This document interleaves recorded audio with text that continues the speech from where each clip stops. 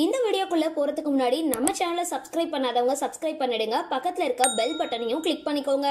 வாங்க வீடியோக்குள்ள போகலாம். என்னைக்குமே இளமையா இருக்கிற ஜீவாவுக்கு இவ்வளவு பெரிய பையனா அப்படின்னு ஆச்சரியப்படுற அளவுக்கு நெடுவென அவரோட மகன் ஸ்பர்ஷா அப்படின்றவரு வளர்ந்திருக்காரு. அவரோட புகைப்படம் தான் இன்னைக்கான இணையதள ட்ரெண்டிங். தமிழ் சினிமாவோட மிகப்பெரிய தயாரிப்பாளர் ஆர்பி சௌத்ரி அப்படின்றவரோட மகனாக தமிழ் சினிமால வாரிசு நடிகர் அப்படின்ற அந்தஸ்தோட களம் இறங்கினவர் ஜீவா.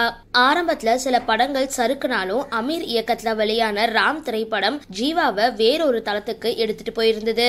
அதை தொடர்ந்து ராம் இயக்கத்துல வெளியான கற்றது தமிழ் படம் ஜீவாவுக்குள்ள இருந்த நடிகரை தட்டி எழுப்பி இருந்தது. அதுக்கப்புறம் கமர்ஷியல் படங்களால எதிர்பாராத தோல்வியை சந்திச்ச ஜீவா சமீப காலமா கதைக்கு முக்கியத்துவம் இருக்கிற திரைப்படங்களை தேடி நடிச்சிட்டு வராரு.